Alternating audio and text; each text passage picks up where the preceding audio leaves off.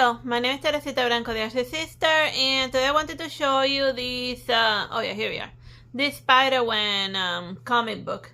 Like, Spider Gwen is a different dimension Spider-Man Spider Gwen in this case, who, like, instead of Peter Parker being the one that got bit by the weird radioactive spider, it was his romantic interest in the school instead, so then she became like the Spider-Man superhero while the other Peter Parker just languished in the shadows. And as established by like right off the bat, they give you like a little origin story in just 2 pages, cause like most comic books, they're assuming that you don't know absolutely anything about Spider-Gwen. So then it tells you she's a rockstar, she does the drum. She got bit by spiders. She, like, her first super villain, it looks like the reptilian looking one.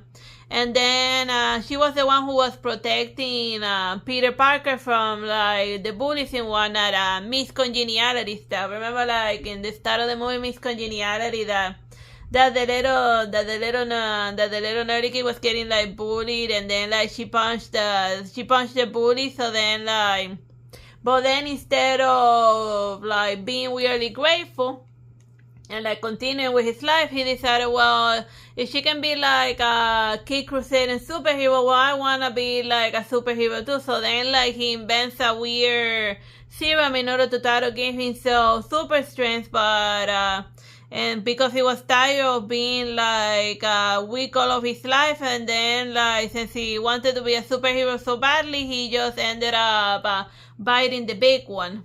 So I guess like this Peter Parker in specific, since from this dimension, since he couldn't just handle being weak the rest of his life, he decided that he needed to do like drastic stuff, and then it ended up costing his life. And then since she was near Peter Parker when like he dropped dead, then people just assumed that she had caused his death. And then like in the background, Peter Parker's aunt and uncle are like investigating Spider-Woman, because like they think that she weirdly met their grandson, or they just want to get answers from her, but she doesn't have any answers to give him, because he just did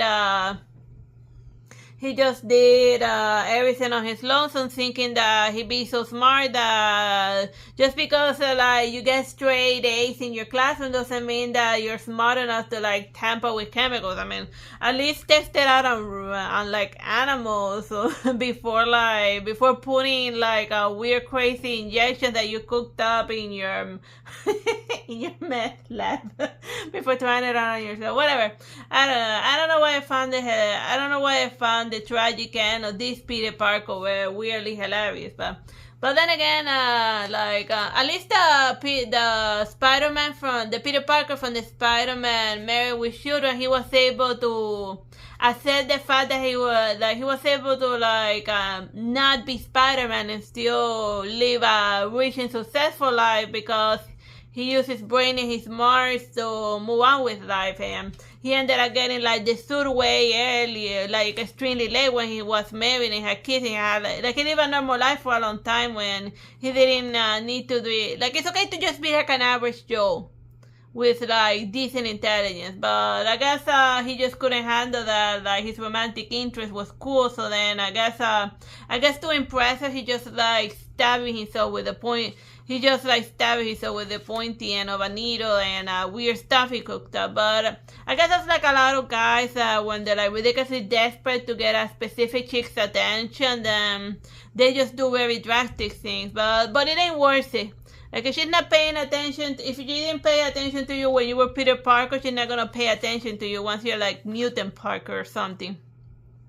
So yeah, the rest of the comic is just Spider-Gwen just going on various adventures, balancing her life as Gwen and like her Cape Crusading escapades. It's a by the numbers Spider-Man comic. It's a Spider-Gwen comic. You know, she's fighting various baddies. well, from time to time being existentially depressed or something, like overthinking all of her life choices and the things that led to where she was. Oh, and like in one of the battles, she ends up losing her cell phone. And then since she lost her cell phone, like the bad guys are able to like track down. That's how they find out who she is and are able to like go up in her house and like wreck all of her things. So yeah, like if you like that's a hilarious way of like getting the bad guys to discover who you are and like getting in there and like wrecking your stuff. Cause she lost her cell phone, so that's interesting. Like I don't want to like spoil the rest of the comic book because it has like a lot of like fun little amusing battles here and there, and it's like very nicely drawn. But it has like the athleticism that you would expect of like a Spider-Man comic, cause like it's not a Spider-Man comic. If what you call it, if it's not like jumping around and like being, you know, very acrobatic, like that's a guarantee of at least a good Spider-Man comic, like the cool spinny angles and whatnot. So yeah, so Spider-Man, everyone. I hope you have fun. Well, it just says Spider-Man, but like it doesn't say the one that we're reading by Latour, Rodriguez, Vision, and Renzi, because there's a bunch of other little Spider-Man comics here and there, and like if you title everything Spider-Man, I mean at least name it like something different so that we can tell all of the Spider-Mans apart.